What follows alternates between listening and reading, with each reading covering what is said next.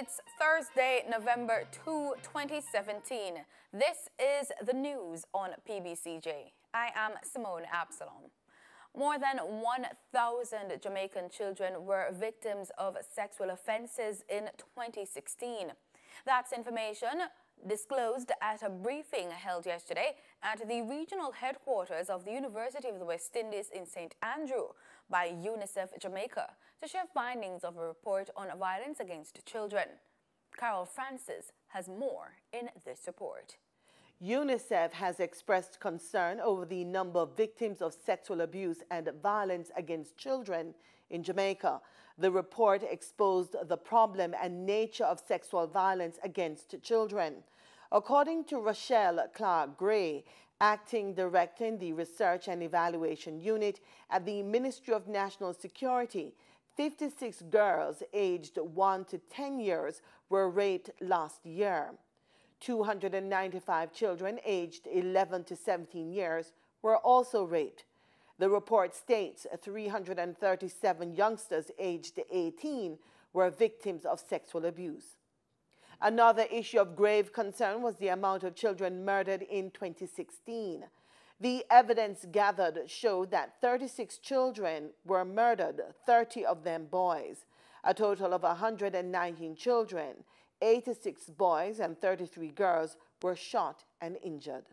The Education Ministry is moving closer to implementing the Primary Exit Profile, PEP.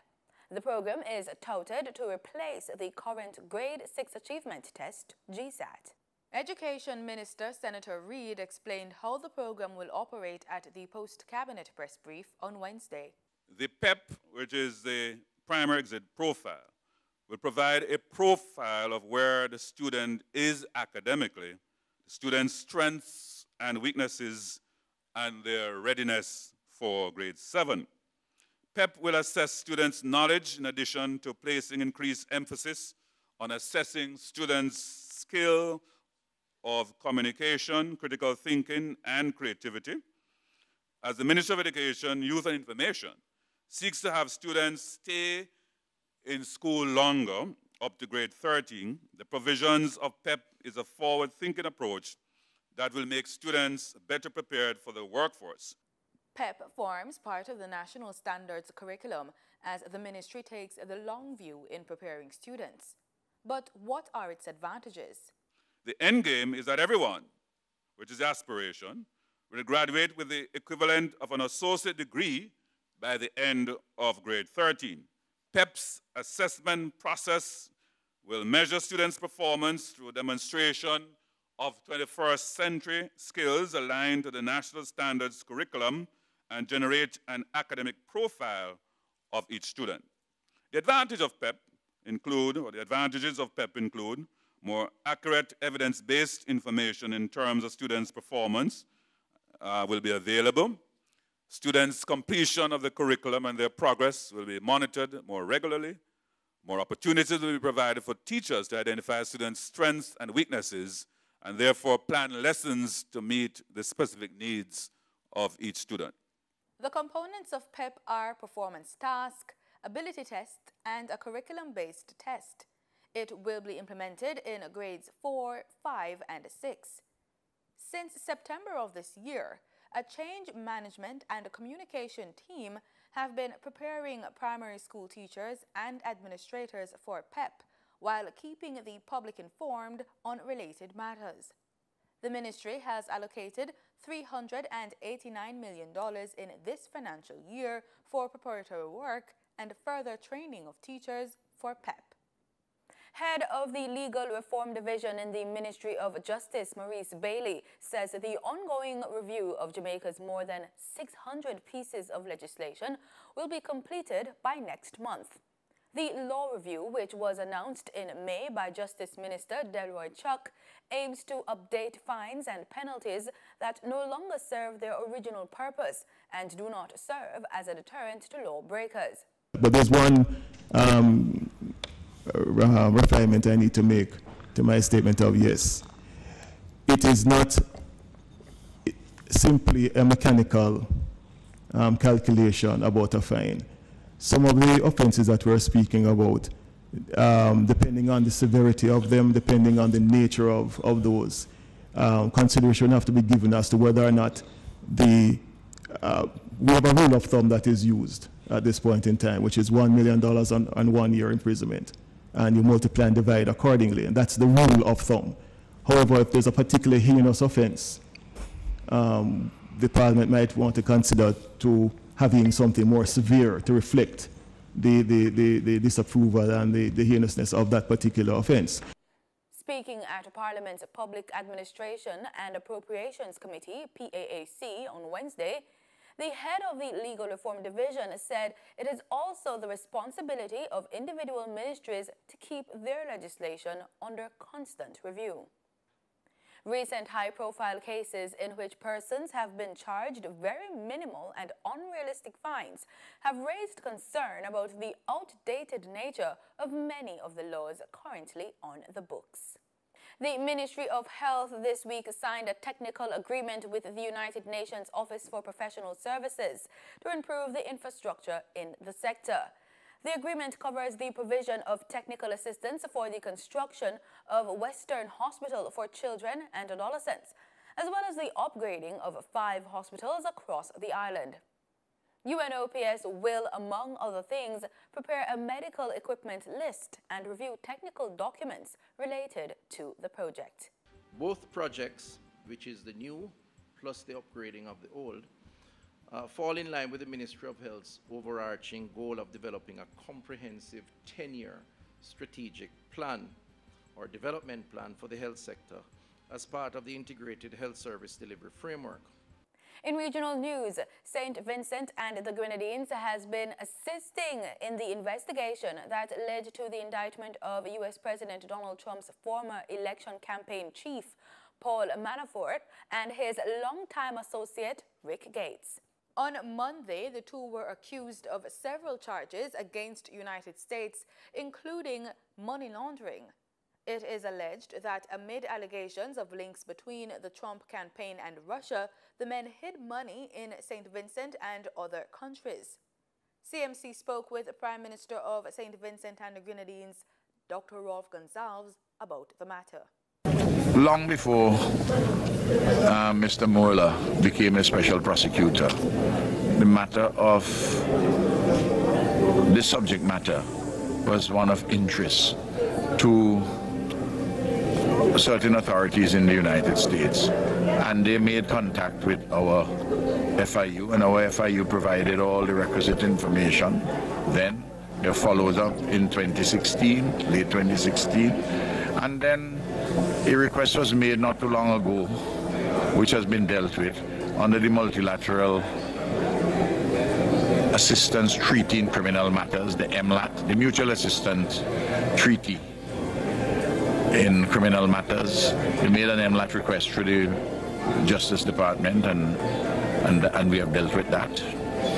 So we have cooperated fully as the statement by the 3 entities involved in St. Vincent, 3 authority centers: Financial Services Authority, the Financial Intelligence Unit, and the National Anti-Money Laundering Committee.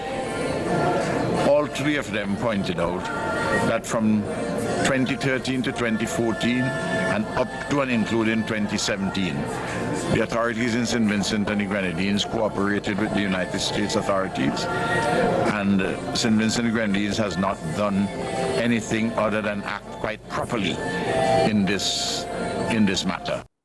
In Dominica, over 100 Jamaican soldiers have been deployed to aid in national security. Colonel Jamie Ogilvie, speaking on behalf of Jamaica, pledged continued support at a press briefing yesterday. To that end, we have deployed, from our perspective, a sizable force to be here to assist Dominica. We have somewhere in the region of 120 soldiers deployed here. And our principal efforts is to assist Dominica under the direction of the government of the Commonwealth of Dominica. We have been doing this on a number of different lines of effort. Firstly and most importantly, assisting the CDPF in security. He said they have been there since September 26, days after Hurricane Irma devastated the country. helping with border patrol, mobile and foot patrol, among other things. We've also been supporting relief distribution operations. We've done about 33 of those distribution operations, reaching over 60 communities. And that's just in support of the government. We've also assisted other NGOs, international agencies, and individuals, as well as supporting the logistics management and packaging of relief supplies at the Dexter warehouse at Woodbridge Bayport, and a number of areas. And we continue to do all that we are asked as much as our resources allow us to do, and we will continue to do so. Meanwhile, Commander Kester Weeks from Trinidad and Tobago's contingent said his cohort has been helping with rehabilitating the Princess Margaret Hospital. The work still continues and there is still a little way to go, but we are confident that over the next couple of weeks we shall have that facility at close to 100% functionality.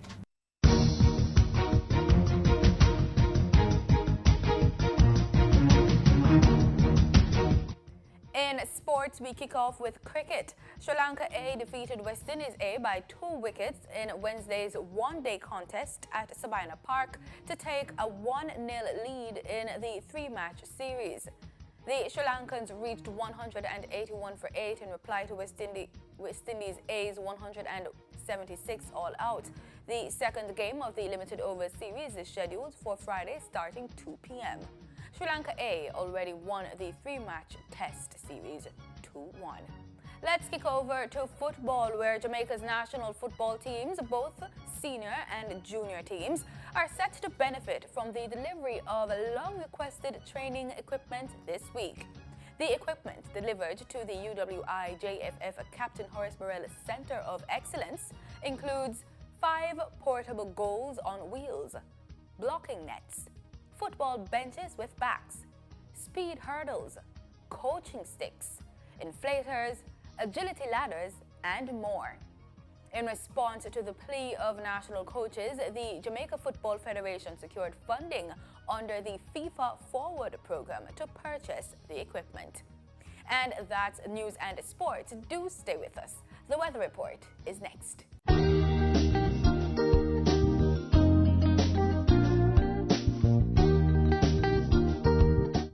This is PBCJ's weather report. Thanks so much for staying with us. Let's start as usual with our local currents. In Kingston right now, it's just about 29 degrees Celsius. And of course, we're seeing a forecast of sunny skies today. The wind is north at 6 kilometers per hour. And over there in Montego Bay, St. James, we're seeing a forecast of cloudy conditions today with some sunshine still. We're seeing a forecast of just about 30 degrees Celsius for the rest of the day. Humidity is at 70% and wind speed east-northeast at 24 kilometers per hour. Across the parishes today, we can expect an average temperature between 29 and 33 degrees Celsius. We're also seeing a forecast of scattered showers across most parishes. Tonight, we can look forward to some cool conditions. We're seeing an average temperature between 23 and 26 degrees Celsius. We're also seeing forecasts of scattered showers across the island to ensure that you plan accordingly. Let's look at our forecast for tomorrow. We're seeing an average temperature between 29 and 30 degrees Celsius, and we're also seeing a forecast of scattered showers across most parishes tomorrow. So if you're leaving your house tomorrow, please plan and dress accordingly.